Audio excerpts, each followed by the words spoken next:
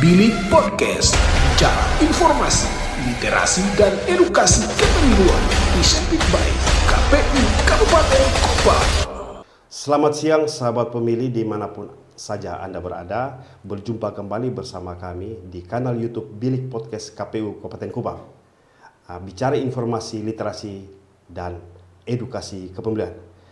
Sahabat pemilih, pada episode kali ini kita akan membahas terkait dengan peran penting Divisi Hukum dan Pengawasan dalam menjaga integritas dan kualitas kepemiluan atau pemilu. Oleh karena itu, telah hadir bersama kita di sini sebagai narasumber Bapak Polce Detan. Beliau adalah salah satu anggota KPU Kabupaten Kupang dan juga selaku sebagai Ketua Divisi Hukum dan Pengawasan. Baik, selamat siang Bapak Polce. Apa kabar hari ini? Selamat siang, Mas Ron. Siap.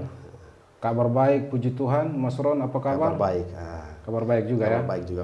Terima kasih karena Bapak Polce sudah berkenan hadir di podcast Bilik KPU Kabupaten Kupang.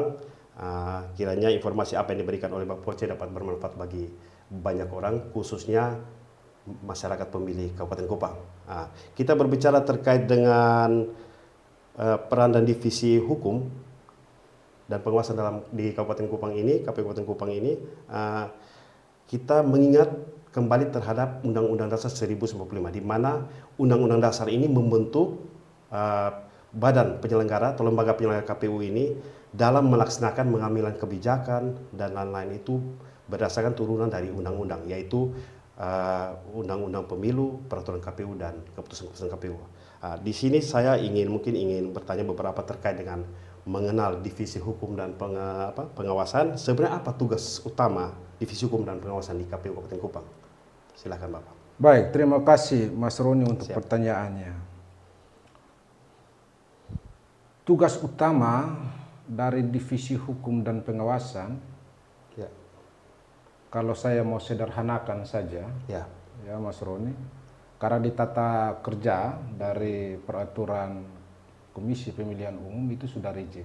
Tapi saya coba untuk sederhanakan tupoksi ini agar supaya kita bisa pahami bersama. Siap.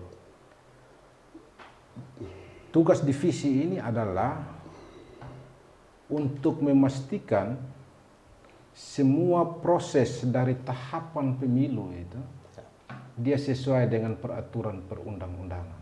Ya. Dia tidak boleh keluar dari rel aturan. Ya. Tidak boleh. Ya. Siap. Di sisi lain, tugas divisi ini juga dia harus melakukan pengawasan agar semua proses yang ada itu dari setiap tahapan itu harus transparan, harus akuntabel, dia harus terbuka dengan publik. Ya, soal semua proses yang berjalan itu. Hal prosedural harus dijaga dengan baik. Jadi yang pertama memastikan agar supaya semuanya berjalan sesuai dengan peraturan perundang-undangan, tetapi juga memastikan agar supaya proses ini dia profesional, dia transparan, dia akuntabel. Agar supaya apa? Agar supaya masyarakat percaya dengan proses ini. Kepercayaan publik terhadap proses kepemiluan ini menjadi poin penting yang harus kita perhatikan bersama. Saya coba untuk analogikan tugas ini, Ya. Divisi Hukum dan Pengawasan. Ya. Jadi kalau saya mau analogikan itu dia ibarat rem dan kompas. Rem dan kompas. Iya, Mas Roni. Ya. Kita harus rem ketika kita melihat bahwa proses ini sudah keluar dari aturan. Tidak boleh. Dia harus masuk dalam rel aturan. Harus masuk dalam rel aturan. Tetapi di sisi lain dia juga sebagai kompas untuk penunjuk arah yang benar. Arah yang benar itu ya aturan itu sendiri. Tidak boleh keluar dari aturan itu. Kira-kira begitu, Mas Roni. Baik, Bapak Polce. Ya, berarti segala keputusan dan kebijakan itu harus berdasarkan kepada hukum ya dan aturan itu. Iya. Mengapa divisi ini sangat menjadi penting dalam penyelenggaraan pemilu, Pak Polce? Mungkin Pak Polce. Oh ya. Bisa menjelaskan? Divisi ini kemudian menjadi penting, tetapi perlu juga dicatat bahwa tidak saja divisi ini Ada yang divisi penting, yang tetapi divisi lain Oh, ya. itu juga penting. Ya. Dan kerja kita harus kerja kolaboratif, Siap. kerja sebagai satu kesatuan. Oh, ya. Tetapi untuk merespon pertanyaannya Mas Roni, Ya. saya ingin bilang begini, bahwa pemilu itu tidak sekedar kegiatan masyarakat pemilih datang dan mencoblos, Ya. tidak. Ya.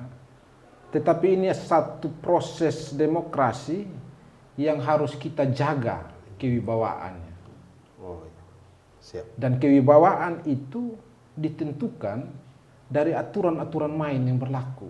Aturan yang sudah berlaku. Ya, kembali pada topoksi kita yang pertama tadi. Apakah proses ini sudah berjalan sesuai dengan aturan peraturan perundang-undangan yang berlaku ataukah tidak? belum? Ya. Penyelenggaranya sudah bekerja secara profesional, dia transparan, akuntabel atau tidak? Dan yang tujuan untuk mencapai kepercayaan kepada masyarakat ya, agar masyarakat lebih percaya. Benar, Ya. benar sekali. Karena itu begini, untuk menjaga prinsip-prinsip yang tadi, Ya. ya, termaksud soal prinsip mandiri, jujur, adil, ya. profesional, akuntabel, Ya. efektif, dan terbuka. Ya. Ya. Untuk menjaga prinsip-prinsip itu tetap berjalan dengan baik, maka divisi ini harus bekerja, Betul. Siap. harus bekerja keras, Siap. harus bekerja keras, agar supaya hasil dari satu proses kepemiluan itu mendapatkan kepercayaan publik yang baik. Baik, Bapak Polce.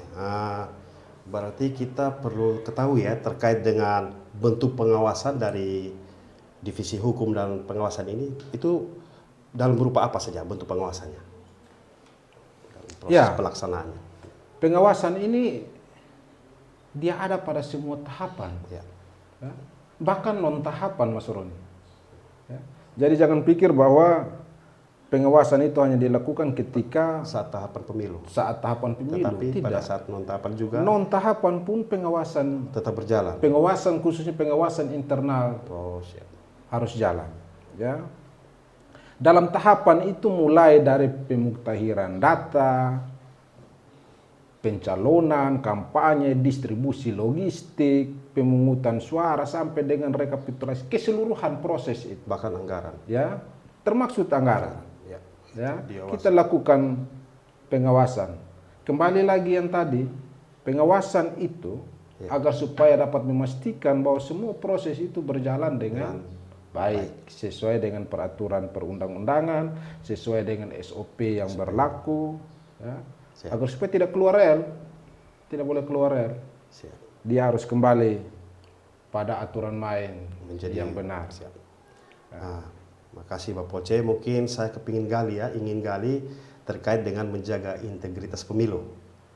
Menjaga integritas pemilu itu bagaimana ya divisi hukum dan pengawasan menjaga integritas dalam penyelenggaraan pemilu itu?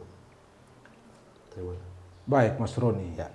Kalau kita bicara integritas itu, dalam pandangan saya itu fondasi Fondasi. Jadi dasar bagi kuat ya. penyelenggara, Integritas. ya, bagi penyelenggara. Mengapa? Karena saya melihat bahwa pemilu yang berintegritas itu tidak pernah bisa lepas dari penyelenggara yang berintegritas. Berarti ada hubungannya ya, Iya. penyelenggara dengan Ya. ya. Secara sederhana saya memahami integritas, apa yang kita ngomong itu yang kita lakukan. Ya. Kira-kira begitu, Mas Ron. Nah, kalau kita terapkan dalam tupoksi di hukum dan pengawasan, maka apa yang ditulis dalam aturan itu yang dilakukan. Jangan kita lakukan di luar Di aturan. luar itu yang berintegritas. Itu berintegritas. Siap. Ya, itu berintegritas. Karena itu bagi saya integritas itu adalah fondasi utama bagi penyelenggara pemilu. Bahkan dalam kode etik penyelenggara pemilu dijelaskan bahwa setiap penyelenggara harus menjaga independensi, harus menjaga netralitas, dan dia harus bekerja profesional. Siap. Ya. Mas Roni dapat bayangkan kalau kita atau jajaran ad hoc kita misalnya, Ya. ya, ada istilah bermain dua kaki, dia tidak netral, kerjanya tidak profesional, mau jadi apa proses Jadi apa? demokrasi ini? Betul, betul. Karena itu kembali pada pernyataan saya tadi, Siap. bahwa pemilu yang berintegritas ya, itu sangat ditentukan dari penyelenggara yang juga berintegritas. Siap. Makasih Pak Polce. Wah. Kalau begitu saya ingin tahu ya, apa tantangan selama ini tantangan terbesar Divisi Hukum dan Pengawasan? Mungkin bisa ceritakan sedikit terkait dengan tantangan. Makasih. Iya, Mas Roni, ini bicara tantangan ini sebenarnya banyak. Banyak. Tetapi dari pengalaman yang kita alami, Ya. ya, Mas Roni lihat sekarang perkembangan media sosial ini sangat pesat. Ya. Perkembangannya luar biasa. Ya. Banyak sekali. Nah, seiring dengan perkembangan informasi yang cepat di media sosial ini, ya terkadang muncul informasi-informasi hoax, ya, informasi-informasi yang tidak dapat dipertanggungjawabkan kebenarannya. Tetapi informasi ini dia menyebar di media sosial.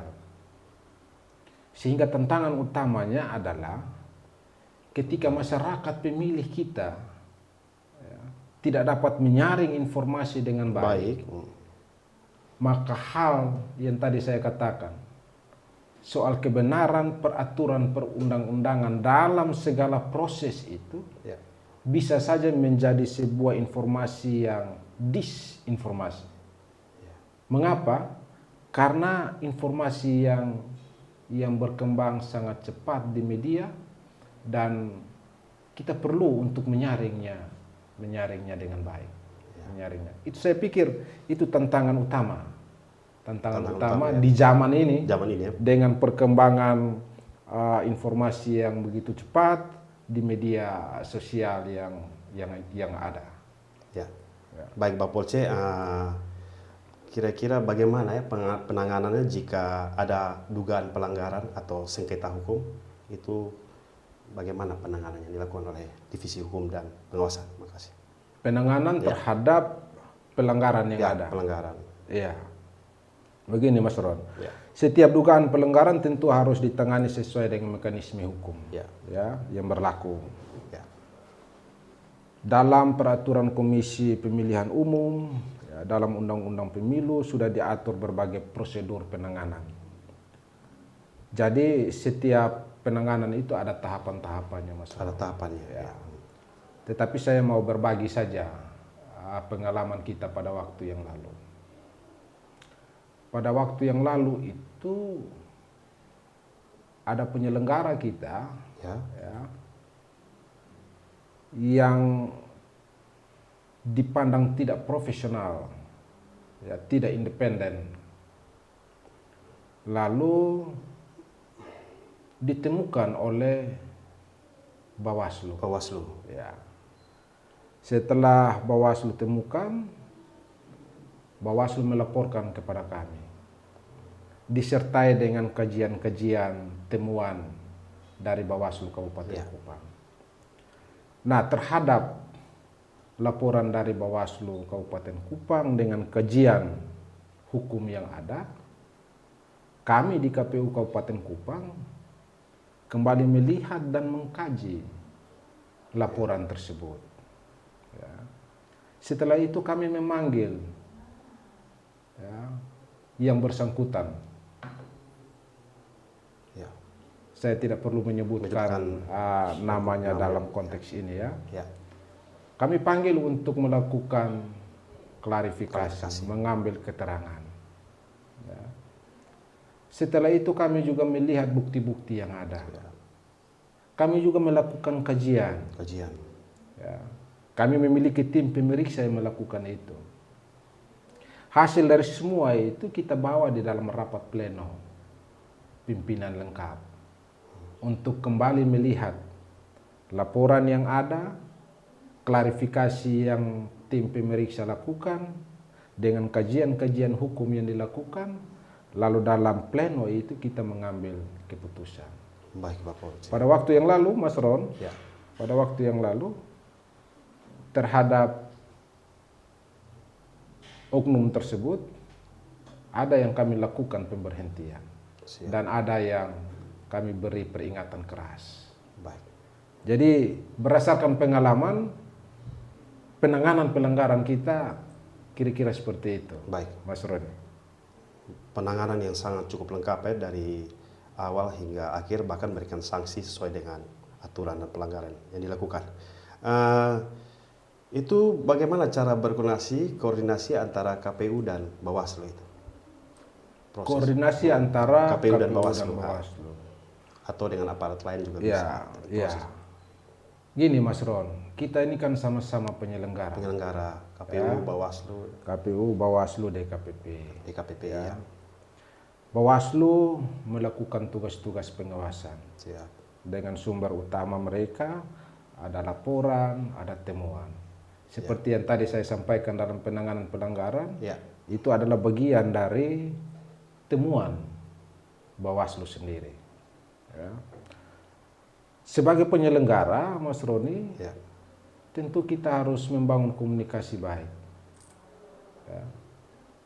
Setiap tahapan, setiap proses yang kami KPU lakukan, selalu kami bangun komunikasi itu dengan bersama-sama dengan Bawaslu. Ya. Ya. Sehingga penyelenggara ini perlu berjalan seiringan. Seringan. Ya. Meskipun tupoksinya berbeda-beda, tetapi kami memiliki satu kepentingan yang sama, yaitu bagaimana proses ini berjalan dengan baik dan menghasilkan satu proses demokrasi, ya, dalam konteks kepemiluan yang berintegritas. Baik. Jadi kerja kolaboratif, ya, Di antara antara sesama penyelenggara, bahkan di luar penyelenggara pun perlu kita bangun bersama. Baik.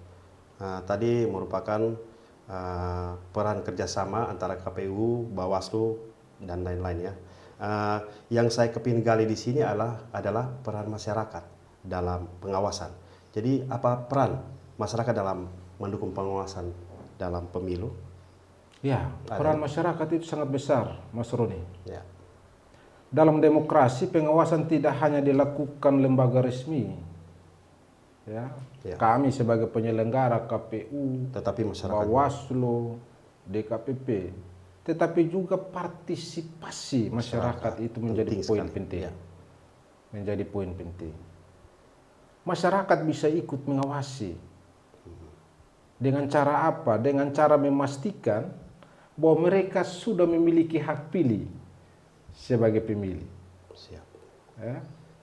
Mereka juga bisa memastikan tidak saja sudah memiliki hak untuk memilih, tetapi juga memastikan untuk dapat menggunakan hak pilih itu dengan baik dan benar. Mereka juga dapat melakukan pengawasan dan melaporkan jikalau ada dugaan-dugaan pelanggaran. Ya. Dalam tahapan kampanye atau mungkin dalam tahapan yang lain. Siap. Ya. Mereka juga bisa ikut menjaga suasana damai dari seluruh proses yang ada. Ada. Ya. Kan Mas Roni juga tahu, kadang-kadang pemilihan ini di lapangan terjadi konflik dan lain-lain. Ya. Nah, pada titik ini masyarakat harus hadir untuk menghadirkan damai. Ya. Ya. Karena pesta rakyat, pesta itu harus dijaga dengan baik agar supaya tidak terjadi konflik, tetapi dapat dilakukan dengan damai. Jadi peran-peran seperti ini menurut saya sangat penting untuk dimainkan masyarakat pemilih kita. Tidak menyebarkan hoax Ya. yang tadi saya katakan, atau informasi yang belum jelas. Karena pemilu yang berkualitas adalah hasil kerja bersama, Mas Roni. Ya. Bukan menjadi tanggung jawab penyelenggara saja, Siap. tetapi menjadi tanggung jawab kita semua untuk menghadirkan pemilu yang berintegritas itu. Baik. Terima kasih Pak Polce. kita berbicara terkait ini, berarti kan kalau kita berbicara masyarakat dalam mengawasi pemilu, perlu dong masyarakat tahu tentang aturan. Nah, itu bagaimana agar masyarakat bisa memahami tentang aturan kepemiluan itu, agar bisa mengawasi? Oh ya, jadi kita KPU Kabupaten Kupang khususnya Ya. terus melakukan sosialisasi, ya, pendidikan pemilih dengan berbagai cara. Ya, ada. Sekarang ini kan Mas Ron juga tahu tentang KPU mengajar. Kami datangi sekolah-sekolah Ya. untuk pemilih pemula. Kami datangi kelompok-kelompok masyarakat, menyampaikan informasi-informasi tentang aturan, tentang apa yang sedang kita kerjakan, Ya. dan lain-lain.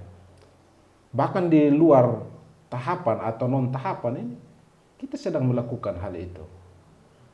Maksudnya agar supaya informasi itu dapat diketahui oleh masyarakat luas, ya, khususnya masyarakat pemilih.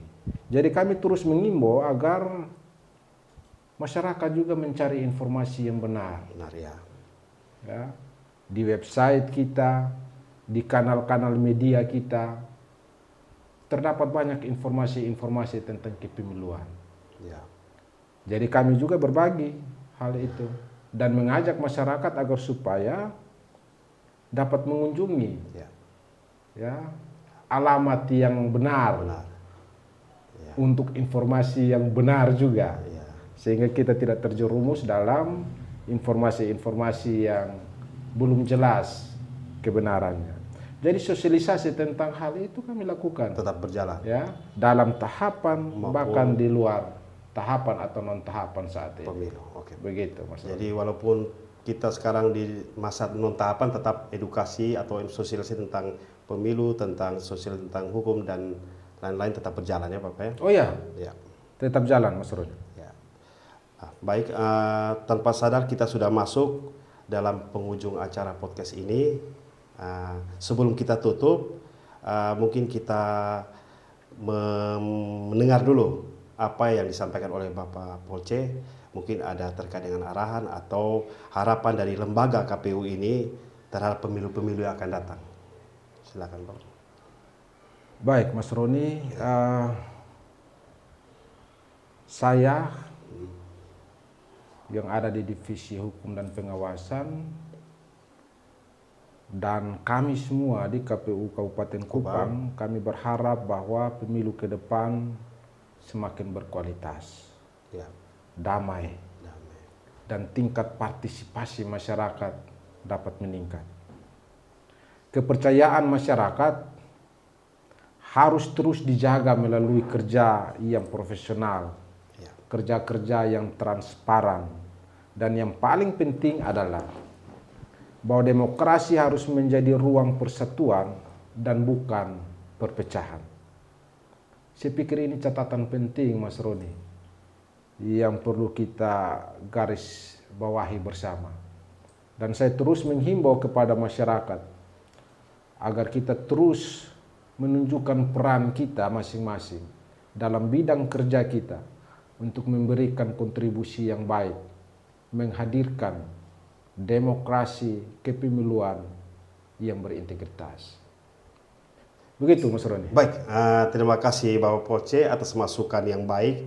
Yang jelas kita semua berharap kepada Divisi Hukum dan Pengawasan untuk menjadi garda terdepan dalam menjaga integritas lembaga serta memastikan bahwa proses demokrasi dapat berjalan dengan baik, jujur, adil, dan beretika di pemilu yang akan datang.